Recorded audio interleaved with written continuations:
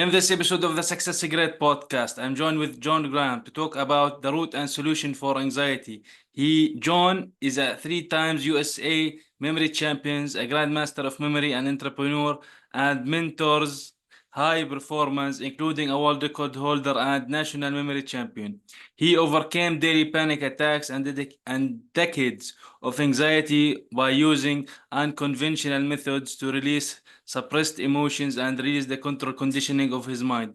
He mentors high achievers and helps them release the anxiety and panic attacks for good. John, welcome to this episode of the Success Secret podcast. Hussein, I'm happy to be here, happy to share and dive in. Awesome to have you here with me. But first of all, because this is the Success Secret podcast, and I would say you are a 3 time US memory champion, and you help other people also with their peak human potential to achieve more. What does success means to you, and what do you see other people have certain misconceptions around success? Yeah, I think it's a really big question. I used to believe sex was about, or success was all about like attainment and just reaching the peak of something, right? Lots of money, lots of fame, a pedestal, an achievement, an award. I've got 3 trophies behind me. That a lot of people's minds is success. But when I started achieving those things, Hussein, and getting to the top and winning trophies, I realized I wasn't fully fulfilled. I always wanted more. Mm. And so that definition of success really faltered and failed for me. I had to figure out why I wasn't feeling fulfilled on the inside. So success to me is learning how to feel fulfilled on the inside. And that's an internal drive, that's an internal attainment that you can't achieve using your external world.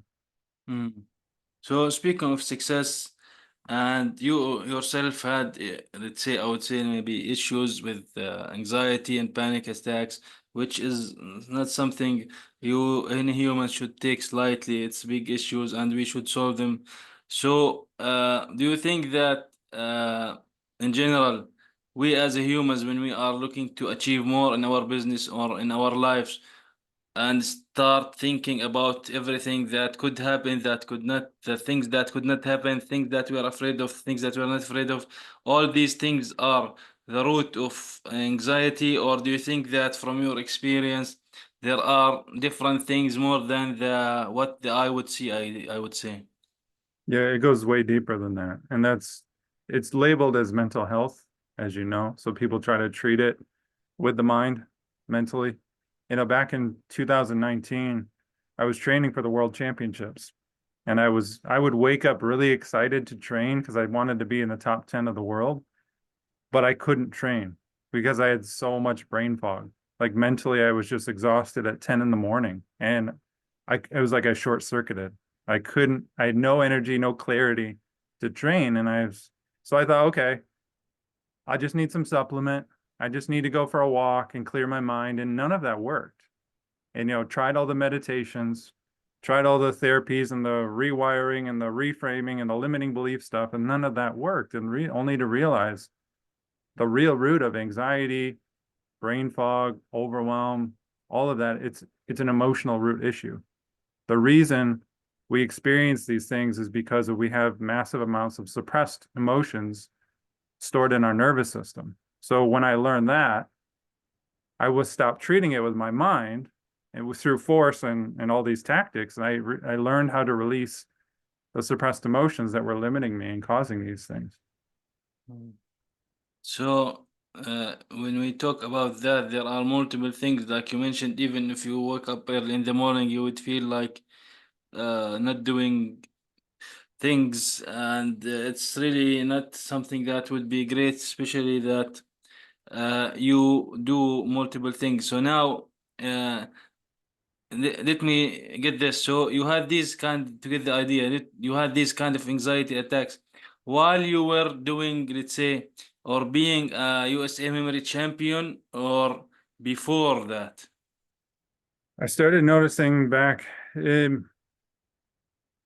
I noticed like I would freeze up. I noticed I would be like a deer in the headlights when I would compete, and it got worse. So to answer your question, I had a panic attack at the 2019 World Championship. So that was right after my first championship in 2018. So between my first and my second and third, I was having lots of panic attacks, and it affected how I performed. It affected how I trained, how I showed up in the world. So it was right in the middle of all of that. Hmm. So now, in your mind, how did you approach this? Like a lot of people, when we talk about this, yeah, you thought about maybe taking a walk, maybe taking some medication or whatever. And I'm sure that when we think about medication, we should have some kind of prescription for that in general. So, how did you find the way through to solve your anxiety? Did you through or do meditations? Did you do certain exercises as of sports? Because when we talk about you also being a memory champion, it is about that you are working your brain. It's like the brain is, I would say, like the muscles. When you train the muscles harder, they get bigger, and also when you train your brain, it gets, I don't know, maybe not bigger, but I think there are a lot of scientific studies that the brain keeps generating more, let's say, cells or brain cells that grow more and more. I think the more that we learn more, I guess. So how did that go? Yeah, you're very much right. I very much activated the right side of my brain when I learned memory techniques. And harmonizing creativity, visualization, things like that with the left brain. That's how I memorize. But as far as anxiety, right, I realized I tried all the meditations.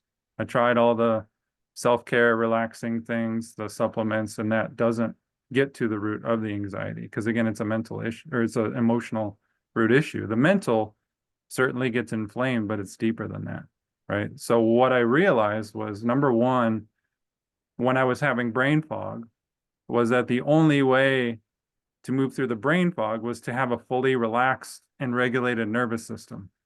Because when you have anxiety, you're extremely tense. Like you're uptight, your shoulders are tight, you got tension headaches, you're straining, you're always on the go, you're always active, always like switched on. Like think of it like a light switch.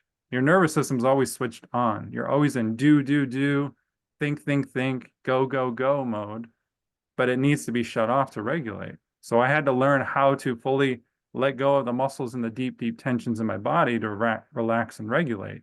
And then the brain fog started to go away. So I thought, oh, good, I'm in the clear, but it kept coming back. So I realized a couple of years later that I had all of these suppressed emotions inside of me that were activating. You know, like anytime you get frustrated or annoyed or feel anxious, right? It's not because of the stimulus in the world. Like, let's say you get an email that you don't like, right? Or an email that frustrates you, you're worried about. So you're starting to think ahead. The email that you're ruminating on has nothing to do with your anxiety. It poked something inside of you, an emotion from the past, provoked it that was not processed.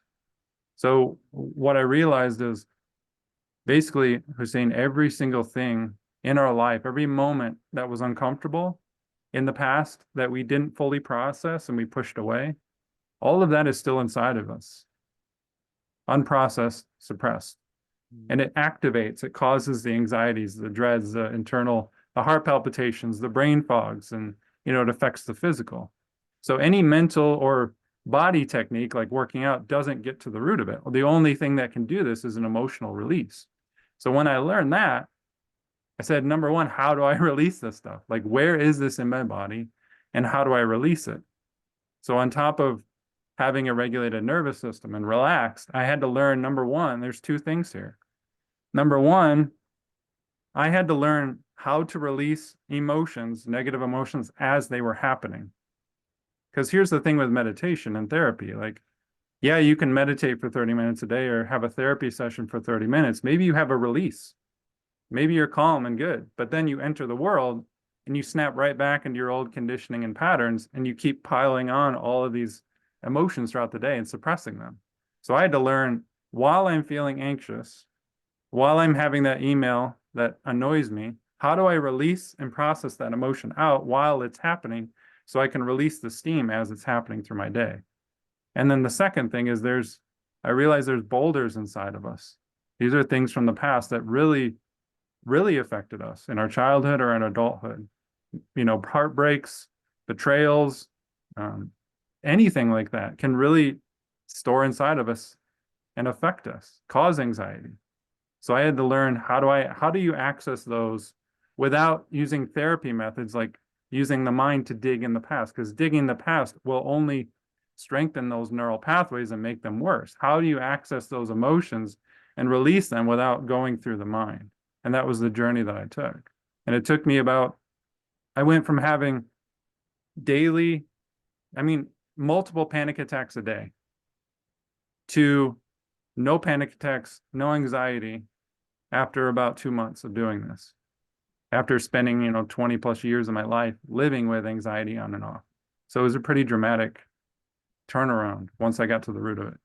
Yeah, because when I see, for example, your story, when we say on the other side you are a memory champion, I'm not a doctor, but from the outlook of things, like if we are talking about, for example, past bad things that happen to a human being, and you are being, for example, a memory champion, that means that you have a lot of memory in your brain.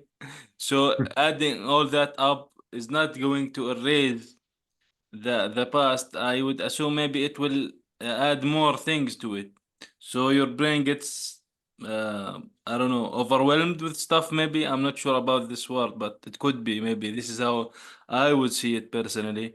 So with that thing, did you think you being a three-time now memory champion also helped you in a way to remove, let's say, maybe some of the past things that happened? Or do you think that also keeping, let's say, studying or memorizing things and being in that place now is not really the issue? It's actually about the emotion that you mentioned only. Hmm. That's a really good question because a lot of people assume I have like a natural ability to remember everything, right? And that's actually not the case. I don't have a natural photographic memory or anything like that. I learned techniques about 10 years ago. So even after I was in school. So all of this is technique and training. But to answer your question, yeah, emotion plays a very critical role in memory. So when I'm learning to memorize lists of numbers or words or names or things for competition, I'm using emotion and feel, not just like the boring part of our brain. People think memorizing is boring, but it's really activating the right side, the creative side, making it juicy, emotional, and feeling it, and to remember massive amounts of information. So that ability, for me, I think it helped me learn to access the past and the feeling. Because if I can memorize lots of information, I can also forget lots of information. Mm. So like just like Michael Jordan made probably more shots than almost anyone in NBA history, he also missed more shots than everyone. And so in the same realm, I can memorize way more than anyone in the world, but I also have the skill to forget more than anyone in the world because of the amount that I memorize and let go. So I think it's very valid that I know how to access normal emotions, normal memories, and release them from the past. Mm. So how how focus itself plays a role in you being a memory champion? Also, does it play a role in you thinking in your when you were like having anxiety and panic attacks? Did you keep like your mind thinking or focusing on these kind of bad things? And this is, do you think, one of the things that are, like you mentioned here, you could memorize something new, and also you could have the ability to erase, let's say. So now, could you also have this ability to have something new in your brain and have the ability to focus on it, and also to have the focus to remove other things, which also could be good for you in general? Yeah, I see the question. So let's do a before and after. When I first started training to hack my brain, learn memory techniques, right? Everyone teaches, oh, block out your distractions to focus, right? Well, that causes a lot of issues. That causes a lot of suppression. So if I'm conditioning myself to focus, to block out internal noise and voice in my head and heart palpitations and excitement, what I'm doing is suppressing. Like I'm pushing things away internally. I'm actually working harder to focus because inside my mind, I'm almost like doing this, like pushing things away as I'm trying to focus. And that causes a lot of mental effort. So now what I do, what I teach people is it's actually very counterintuitive. In order to, like, when I'm on stage, when I was in front of 400 million people in China, like memorizing, I didn't block out distractions. I don't block out distractions anymore when I focus. What I mean by that is I actually train. When I'm training, I'll put loud things in my ear, like a loud podcast. I'll do 20 push-ups. I'll get up and I'll start training. So my heart's racing. I got noise in my ear.